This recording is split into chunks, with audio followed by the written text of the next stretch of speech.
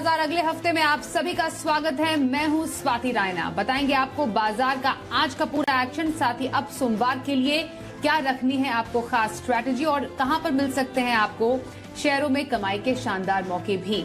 आप अपना सवाल हमसे पूछिए। व्हाट्सएप नंबर हमारा है 9582222266। साथ ही आप हमें सोशल मीडिया प्लेटफॉर्म्स पर सवाल भेजें। फेसबुक पर @ZEE बिजनेस ऑनलाइन और ट्विटर पर @ZEE बिजनेस अपने सवाल भेजें #बाजार आज और कल लिखकर। और सोमवार के आपके बाजार की तैयारी कराने के लिए जी बिजनेस के मैनेजिंग एडिटर अनिल सिंघवी से जानेंगे बाजार पर खास स्ट्रैटेजी और बाजार के लिए क्या अहम संकेत है। और खास मेहमान हमारे साथ शो में कुछ देर में शामिल होंगे कोटक सिक्योरिटीज के श्रीकांत चौहान भी। लेकिन सबसे पहले जरा शुक्रवार का बाजार हम समझ लेते हैं। हफ्ते का आखिरी कारोबारी दिन बाजार के लिए कैसा साबित हुआ। तो शुक्रवार को जो ग्लोबल संकेत थे वो खराब थे, जिसके बीच भारतीय शेयर बाजार गिरावट के साथ ही बंद हुए। सेंसेक्स पर नजर दौड़ाएं तो 450 अंकों से ज्यादा गिरावट के साथ 61,338 के लेवल पर बंद हुआ। तो वहीं निफ्टी 146 अंक आज फिसला। बैंक निफ्टी में हमने देखी करीब 350 अंकों की गिरावट।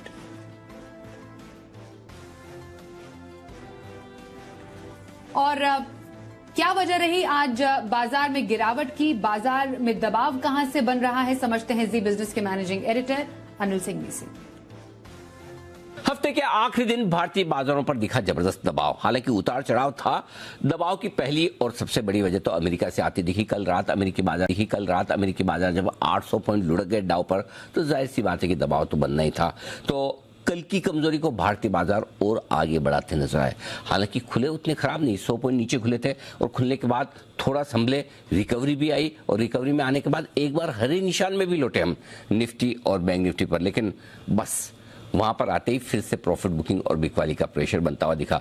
उसके बाद दिन भर बाजार ने एक अटेम्प्ट और किया ऊपर आने का, फिर से बिकवाली। तो आज क्लियर था कि ऊपर आए तो बेचना है, ये वाला ट्रेंड साफ नजर आया।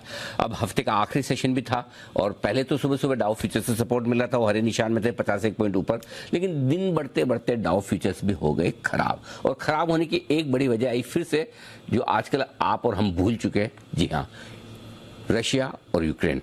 रशिया ने आज फिर से मजबूत बमबारी की है यूक्रेन के ऊपर, कीव के ऊपर। तो उसका जो असर था वो डाउ फ्यूचर्स पर बढ़ता नजर आया। 300 पॉइंट नीचे डाउ फ्यूचर्स हो गए और उसके बाद भारतीय बाजारों ने भी सोचा कि ना, अब मामला मुश्किल है और इसलिए दबाव के साथ ही आज क्लोजिंग हुई 18,275 के आसपास। 145 अंक नीचे जाकर निफ्टी बंद हुआ। दिन के निचले स्तरों के आसपास ही बंद हुए।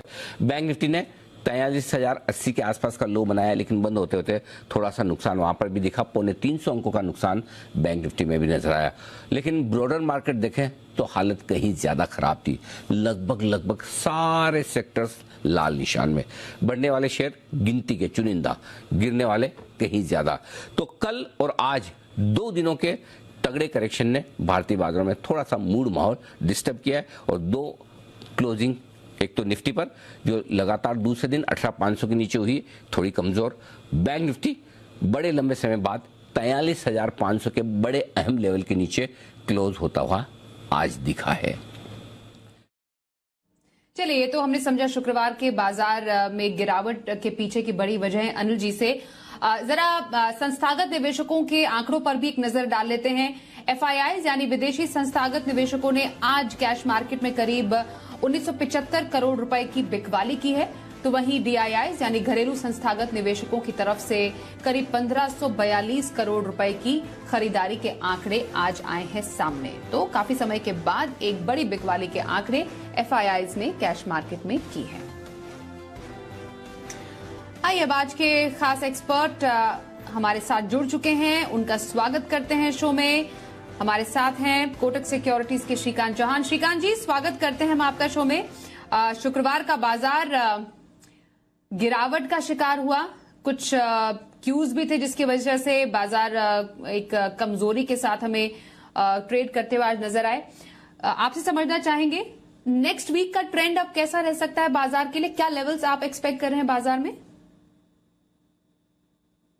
Good evening Swati ji, good evening everyone. देखिए, हमें लगता है कि मार्केट में आज जो एक फुटसी की जो एक रिबैलेंसिंग थी, उसकी वजह से भी मार्केट में काफी हमने उतार चढ़ाव देखा, बट इवेंचुअली अगर आप इस पर्टिकुलर मार्केट को देखते हो तो इस मार्केट में एक जो टेक्निकल फॉर्मेशन बना है वो लोअर हाई का बना है। साथ ही साथ अगर आप फंडामेंटली भी अगर इस मार्केट को देखते हो तो इस मार्केट में वैल्यूएशन कंसर्न्स भी आ चुके हैं। काफी सारे जो इवेंट्स थे जो अनफोल्ड होने बाकी थे, वहां पे हमें क्लैरिटी आ गई है कि क्या एक्चुअली उस इवेंट का आउटकम है करके। और इसी वजह से मुझे लगता है कि शायद मार्केट अभी इस सब हर एक न्यूज को डिस्काउंट करते हुए यहाँ से थोड़ा करेक्शन दिखा सकता है। हमें लगता है कि ये मार्केट 18,100 के करीब आ सकता है। और अगर बेस्ट केस पॉसिबल अगर मार्केट में अगर कोई रिबाउंड अगर देखने मिलता है तो हमें लगता है कि शायद वो 18,600 के ऊपर जाना काफी मार्केट के लिए मुश्किल हो जाएगा। तो 18,600 से लेकर 18,000 की रेंज बन रही है। 18,000 के करीब 18,100 से लेकर 18,000 के करीब हम कुछ शॉर्ट टर्म परचेसेस कर सकते हैं। लेकिन अगर यहाँ से अगर कोई पहले रिबाउंड अगर मिलता है तो मुझे लगता है कि 18,500 से लेकर 18,600 के रेंज में हमें अपने पास जो कुछ वीक पोजीशंस है या कुछ लॉन्ग अगर बड़ी लॉन्ग पोजीशन अगर है तो उसे कम किया जा सकता है। ओके, तो ये रही श्रीकांत जी की बाजार पर स्ट्रैटेजी और राय। श्रीकांत जी, जानेंगे आपसे, लॉन्ग टर्म की खरीदारी किसी को करनी हो अब तो कौन से स्टॉक में खरीदारी की राय रहेगी आपकी? बिल्कुल, तो देखिए इस लेवल पे ऐसे कई सारे स्टॉक है कि जिसमें आप थोड़ा लॉन्ग टर्म निवेश कर सकते हैं और वैल्यूएशन के बेसिस पे भी वो काफी अट्रैक्टिव है। पीबी फिनटेक या तो पॉलिसी बाजार जो करंटली 450 के करीब ट्रेड कर रहा है, हमें लगता है कि यहाँ पे एक अच्छा मौका है कि इसमें करंट लेवल से आप इन्वेस्ट कर सकते हो। बाय ऑन डिप्स की स्ट्रैटेजी रखें और भी अगर करेक्शन आता है तकरीबन 400 के करीब तो और ऐड कीजिए। हमें लगता है कि इसमें जो वैल्यूएशंस है वो तकरीबन 700 से 750 के लेवल्स इसमें हम आने वाले कुछ महीनों में या साल भर में देख सकते हैं। तो एक काफी स्ट्रॉन्ग कैंडिडेट है, बट लॉन्ग टर्म व्यू के साथ इसे खरीदना है तो अगर इसमें ट्रेडिंग पोजीशन बनानी है तो आपको स्टॉप लॉस काफी बड़ा रखना पड़ेगा। 350 का स्टॉप लॉस रखे 700 750 के टारगेट के लिए, ये एक हमारी लॉन्ग टर्म पीक है। अगर मैं मध्यम अवधि के लिए अगर किसी स्टॉक के ऊपर अगर कोई कॉल लेना चाहूंगा तो वो एनबीएफसी से रिलेटेड होगा, नॉन बैंकिंग फाइनेंस से। और उसका रीजन यही है कि यहाँ से भी रेट कट शायद रेट हाइक की गुंजाइश काफी कम है, बट अगर रेट अगर पॉज भी होता है तो एनबीएफसी के लिए वो पॉजिटिव हो जाता है स्वाति जी। और इसीलिए हमें लगता है कि श्रीराम ट्रांसपोर्ट फाइनेंस ये एक ऐसी कंपनी है जिसे हम करंट लेवल से लॉन्ग करने की सलाह देंगे। 1370 1350 के करीब ये ट्रेड कर रहा है। अगर इसमें ट्रेडिंग पोजीशन बनानी है तो 1300 का स्टॉप लॉस रखें। अगर इसमें पोजिशनल व्यू या इन्वेस्टमेंट अगर करना है तो बिल्कुल इसे खरीद के रखें। लेकिन हमें लगता है कि ये स्टॉक 1500 से लेकर 1550 के लेवल्स आने वाले कुछ महीनों में ये दिखा सकता है, तो मध्यम या कुछ हफ्तों में दिखा सकता है। तो मध्यम अवधि के नजरिए से श्रीराम ट्रांसपोर्ट फाइनेंस को लॉन्ग किया जा सकता है। ओके, श्रीकांत चौहान की दो पिक्स पर आए, लॉन्ग टर्म के लिए पीबी फिनटेक और पोजीशन या मध्यम अवधि के लिए श्रीराम ट्रांसपोर्ट फाइनेंस में खरीदारी की उनकी सलाह आ रही है। आइए कुछ स्टॉक रिलेटेड कॉलर्स के सवाल भी हम शो में शामिल कर लेते हैं। व्हाट्सएप पर पहला सवाल हमारे पास आया है प्रयागराज से अभय सिंह का। अभय जी के पास विप्रो है, 540 शेयर है, 400 इनकी खरीद है इस पर। ग्लोबल क्यूज कमजोर रहे हैं जिसके चलते हमने देखा आईटी शेयरों में चौतरफा गिरावट का माहौल ही रहा। विप्रो में अभय जी जानना चाह रहे हैं कि फिलहाल स्ट्रैटेजी रखे क्या, इन्हें कुछ 5500 का नुकसान अभी झेलना पड़ रहा है? बिल्कुल, तो देखिए हमें लेवल्स के करीब हमें लगता है कि ये स्टॉक भी एक बार शायद थोड़ा और प्रेशर में रहेगा। उसकी सबसे बड़ी वजह यही है कि जो वर्ल्ड मार्केट्स में जो एक interest rate for longer time इन्हीं लेवल्स पे कंटिन्यू होने की जो अभी फेड चीफ ने जो बात कही थी, उसके पीछे मुझे लगता है कि जितनी भी आईटी कंपनीज है वहां पे प्रेशर बना रहेगा। साथ ही साथ जो इनके Q3 के जो नंबर्स रहेंगे वो काफी इंपॉर्टेंट रहेंगे और अगर वहां पे अगर कोई डिसअपॉइंटमेंट अगर आता है तो उसमें और गिरावट बनेगी। पर अगर इन्हीं नंबर्स में अगर कोई अच्छा इजाफा या तो शायद एज पर एक्सपेक्टेशंस अगर नंबर आ जाते हैं तो इसमें एक रैली भी देखने मिलेगी। तो हमें लगता है कि अगर विप्रो में अगर पोजीशन यहाँ से अगर लंबी अवधि का नजरिया है तो बिल्कुल बने रहे। अगर आपका शॉर्ट टर्म का नजरिया है तो मैं कहूंगा कि इस लेवल पे भी 5500 के लॉस के साथ आप एग्जिट कर सकते हैं। किसी और स्टॉक में आप इन्वेस्ट कर सकते हैं जहाँ पे जैसे कि BFSI सेक्टर है कि जहाँ पे आप इन्वेस्ट कर सकते हैं, उनके नंबर्स अच्छे आ सकते हैं, तो वहां पे फोकस करना काफी जरूरी है। ओके, तो ये रही राय आपके लिए विप्रो पर। कॉलर हमारे साथ है इस वक्त फोन लाइन पर, भोजपुर से नवीन कुमार। नवीन जी, स्वागत करते हैं आपका। बताइए कौन से स्टॉक पर सवाल है? जी नमस्कार मैम। मेरे पास नजारा का 81 स्टॉक है 800 के भाव पे, और मैं इसको 2 साल तक होल्ड कर सकता हूँ, तो क्या राय है सर? मैं जानना चाहता था। नजारा टेक पर 2 साल का नजरिया इनका है। 22,000 के नुकसान पर अभी बैठे हैं। रिकवर कर पाएंगे लॉस ये 2 साल में? क्या स्ट्रैटेजी रखी जा सकती है श्रीकांत जी? देखिए, अगर नजारा टेक्नोलॉजी की अगर बात करें तो टेक्निकली तो हमें लगता है कि ये स्टॉक ने 500 के करीब एक डबल बॉटम फॉर्मेशन बनाया है। लेकिन अगर 500 के लेवल्स को अगर ये आने वाले फ्यूचर में अगर ब्रेक करता है तो इसमें और भी गिरावट देखने मिल सकती है। हालांकि देखा जाए तो इसका बिजनेस काफी स्ट्रांग है और काफी अच्छी इसकी लीडरशिप है इस बिजनेस में। और हमें लगता है कि ये जो सेक्टर है ये भी अगर देखा जाए तो एक फ्यूचरिस्टिक प्रोस्पेक्ट से इसमें काफी बड़ी गुंजाइश है कि इसमें शायद एक अच्छा रिबाउंड हमें देखने मिले। तो मैं ये कहूंगा कि आपके पास अभी एक ऑप्शन यही है कि आप 500 का स्टॉप लॉस रखें और इसे होल्ड करें। अगर इसमें एक पुल बैक रैली बनती है तो बिल्कुल ये स्टॉक वापस 800 के करीब आपको जाते हुए दिखेगा, लेकिन वहां पे आपको एग्जिट करना है। आप इसमें मुनाफा लेने का, मुझे लगता है कि मुनाफा लेने की कोशिश ना करें।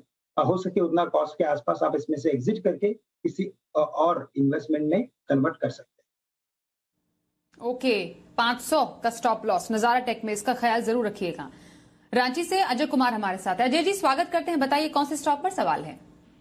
मैडम, आंध्रा पेपर्स का था, ये मैंने बॉट करा था 100 क्वांटिटी, और अभी ये मेरे को 40 रुपीज लॉस में दिखा रहा है करंट वैल्यू पे।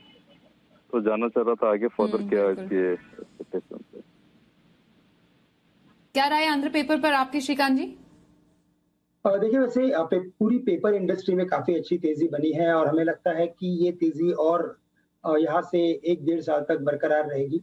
आंध्र पेपर रखिए या जेके पेपर रखिए, मुझे लगता है कि जो आपके पास अभी जो करंट इन्वेस्टमेंट है उसमें जो आपके लॉसेस है वो काफी नॉमिनल है। मैं कहूंगा कि आप इसमें से एग्जिट करके अगर आप जेके पेपर को खरीदते हो तो वहां पे हमें लगता है कि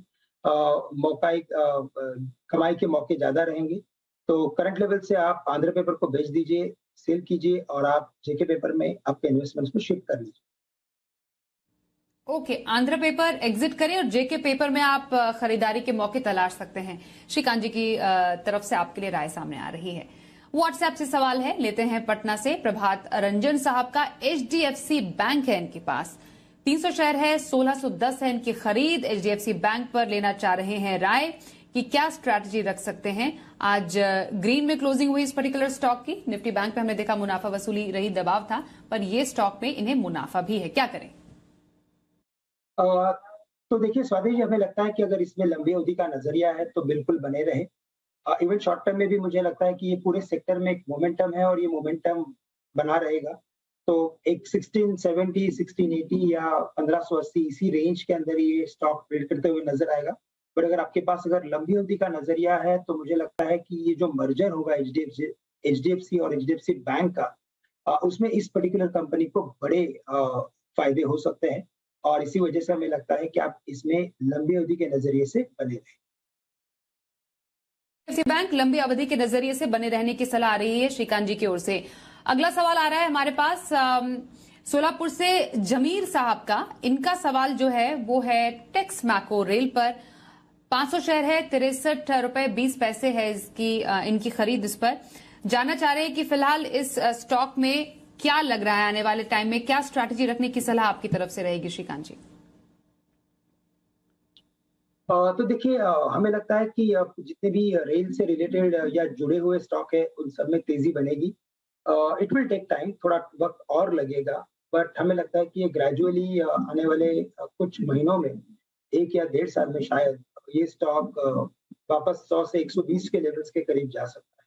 तो जो भी इन्वेस्टमेंट है उसमें बने रहे। टेक्स मैको रेल बने रहें, यही सलाह आ रही है आपके लिए श्रीकांत जी की। फैजाबाद से विवेक कुमार गुप्ता सवाल पूछ रहे हैं कैम्स पर। 100 शेयर इनके पास है और इस पर इनकी खरीद है 2351 की। कैम्स पर जानना चाह रहे हैं फिलहाल ये स्ट्रैटेजी क्या रख सकते हैं अपनी इस खरीद के साथ। कुछ 14,000 रुपए के नुकसान इस वक्त ये झेल रहे हैं, क्या करें सर? देखिए, मुझे लगता है कि इस पर्टिकुलर स्टॉक में वैसे देखा जाए तो लोअर टॉप लोअर बॉटम की सीरीज बनी है। अगर इसके फंडामेंटल्स भी अगर आप देखें तो कई हद तक मुझे लगता है कि इसी प्राइस को वो डिस्काउंट कर रहे हैं। तो मुझे लगता है कि इसमें से अगर आप एग्जिट कर लेते हैं, जो भी लॉस है उसे बुक कर लीजिए। चूँकि आपको लंबी अवधि तक इसमें इन्वेस्टमेंट को होल्ड ना करना पड़े। आप इन्हीं फंड्स को किसी और स्टॉक में इन्वेस्ट कर सकते हैं। अगर आपको आईटी में इंटरेस्ट है तो आप इन्फोसिस में इन्वेस्ट कीजिए। अगर आपको बीएफएसआई में अगर इंटरेस्ट है तो आप आईसीआईसीआई बैंक या एचडीएफसी बैंक में इन्वेस्ट कीजिए। वहाँ पे आपके मौके के कमाई के मौके ज़्यादा रहेंगे। चलिए, तो ये रही कैंप्स पर आए हमारे आज के एक्सपर्ट की। व्हाट्सएप से सवाल आ रहा है, पनवेल से विशाल मोटे एबी कैपिटल पर सवाल पूछ रहे हैं श्रीकांत जी। 350 शेयर इनके पास है, 121 है इनकी एबी कैपिटल पर खरीद। जानना चाह रहे एबी कैपिटल में शॉर्ट टू मीडियम टर्म के लिए क्या स्ट्रैटेजी रखें हैं? देखिए, वैसे एबी कैपिटल के ऊपर अगर देखा जाए तो हमारा व्यू भी शॉर्ट टर्म में बुलिश का ही है। और short term to medium term के बेसिस पे देखा जाए तो हमें लगता है कि इसमें एक बड़ा सेल ऑफ आया था, उसका एक पुल बैक रैली में कन्वर्जन हुआ है। और ये स्टॉक आने वाले कुछ हफ्तों में या महीने में शायद ये 200-220 के लेवल्स को छू सकता है। अनिल जी की भी राय अगर आप देखें तो इसमें पॉजिटिव है, और उन्होंने दिवाली के पीक में जो कुछ खास कुछ पीक्स थे उसमें से एक पीक ये था एबी कैपिटल। तो हमें लगता है कि बिल्कुल ये 200 के करीब जा सकता है, तो इसमें आप बने रहें। एबी कैपिटल में राय आ रही है हमारे आज के एक्सपर्ट की ओर से। कटक से शिबा दत्ता से बात करते हैं। शिबा जी, स्वागत है आपका। कौन से स्टॉक पर सवाल है? यूनियन बैंक में सवाल है। नमस्ते। यूनियन बैंक में हमने 10,000 शेयर खरीदे हैं, 91 रुपीज 60 पैसे में खरीदे हैं। तो हम जानना चाहते हैं ये अभी ये होल्ड करें और तो सेल कर दीजिए, सेल कर लें। ओके, शेयर की क्वांटिटी इनकी 10,000 है। ओके, 91 रुपए 60 पैसे, नुकसान भी झेल रहे हैं, क्या करें श्रीकांत जी? देखिए, मुझे लगता है कि हर एक जितने भी बैंक स्टॉक है उन सभी में मोमेंटम तो बिल्कुल बना रहेगा।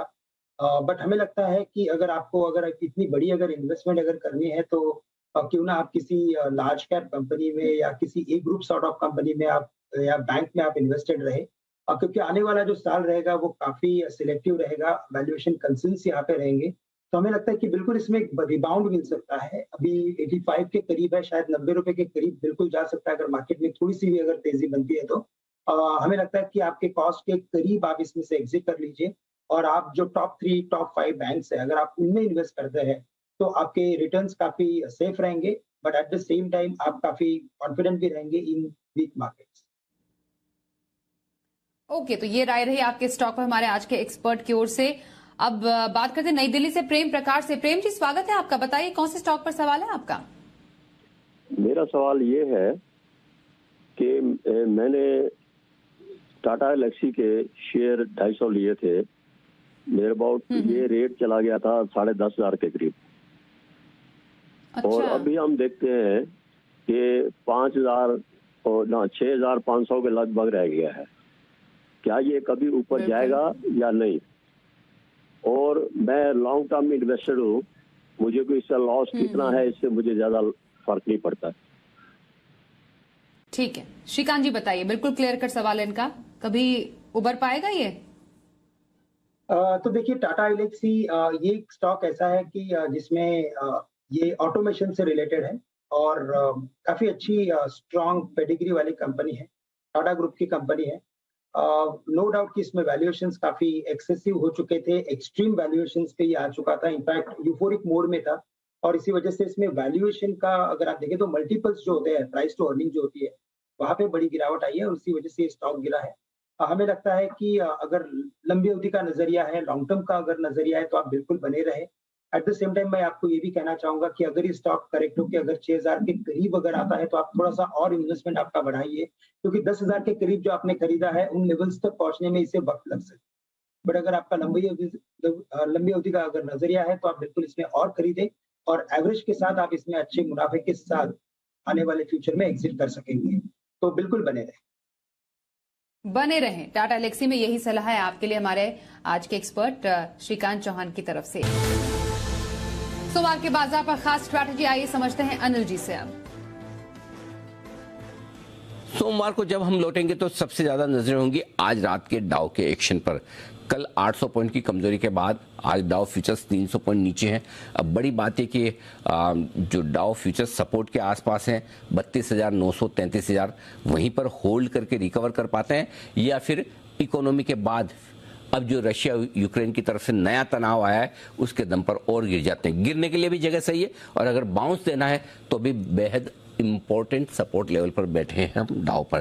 तो ये देखना इंटरेस्टिंग होगा। और आज रात अमेरिका का एक्शन अगले हफ्ते की चाल बाजारों की तय कर देगा, वहां से पहला संकेत लेंगे। उसके अलावा संकेत लेंगे हम FIs के आंकड़ों की तरफ से भी, थोड़ा बिकवाली का प्रेशर उनकी तरफ से आज दिखेगा ही दिखेगा। और इसके अलावा हल्के हो चुके बाजार वापस से निचले स्तरों के आसपास जब पहुंचेंगे तो थोड़ी रिकवरी दिखाने की कोशिश भी करेंगे। तो ढेर सारे ट्रिगर्स होंगे।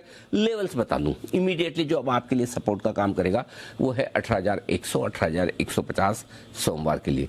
ऊपरी स्तरों पर 18,400 से 18,500 की रेंज है, परफेक्ट और मजबूत सप्लाई जोन।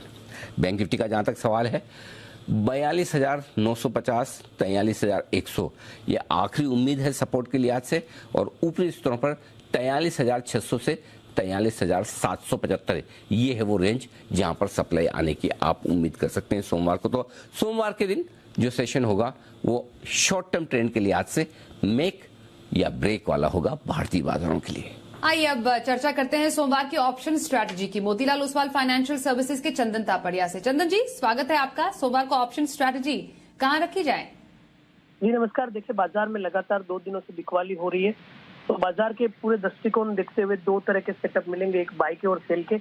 बाई की तरफ आप देखोगे फर्टिलाइजर शुगर रिलेटेड कंपनीज में बाइंग है। यहाँ पे बलरामपुर चीनी पे हम खरीदारी की सलाह देंगे। Most of the sugar companies में काफी अच्छी तेजी थी, लोगों के बिल्टअप बने हैं, और बलरामपुर चीनी में कंसोलिडेशन ब्रेकआउट देखने को मिला है। तो 400 का कॉल लेने की सलाह रहेगी। 8 रुपए के आसपास बंद हुआ है, 5 रुपए का सपोर्ट लगाई, और हमारा मानना है कि बलरामपुर चीनी में 4 से 5% का मूवमेंट आएगा और ये कॉल लगभग 14-15 रुपए तक का टारगेट दिखा सकता है। वहीं दूसरा ट्रेड रहेगा एबीबी। एबी में ब्रेकडाउन देखने को मिला है, नेगेटिव प्राइस पैटर्न बने, और जो ब्रेकडाउन है वो इंडिकेट कर रहे हैं कि मौजूदा लेवल से स्टॉक 2750 तक करेक्ट हो सकता है। तो 2850 का पुट लेने की सलाह रखेंगे। शायद 70 रुपए के आसपास ये बंद हुआ है। इस पुट में 50 का सपोर्ट है, और हमारा मानना है कि एबीबी में गिरावट होगी, और ये 2850 स्ट्राइक का जो पुट है 105 से 115 तक के टारगेट को छू सकता है। Thank you Chandan ji, show में आप शामिल हुए हमारे साथ। श्रीकांत जी, अब सोमवार की आपकी इंट्राडे स्ट्रैटेजी कौन सी रहेगी? देखिए हमें लगता है स्वाति जी शॉर्ट टर्म में मार्केट का जो ट्रेंड है वो थोड़ा वीक रहेगा, और इसी वजह से हमें लगता है कि कुछ शॉर्ट की स्ट्रेटेजी ली जा सकती है। और टीसीएस को शॉर्ट करके चलेंगे जो 3230 के करीब है, 3270 का स्टॉप लॉस रखे। हमें लगता है कि ये स्टॉक 3100 से लेकर 3130 के लेवल्स दिखा सकता है। तो आईटी में थोड़ा प्रेशर बनेगा और टीसीएस को हम शॉर्ट करके चल सकते हैं। टीसीएस पर बेचने की सलाह यहां पर आ रही है हमारे आज के एक्सपर्ट श्रीकांत चौहान की तरफ से। श्रीकांत जी धन्यवाद करेंगे शो में शामिल हुए। बाजार अगले हफ्ते में बस इतना।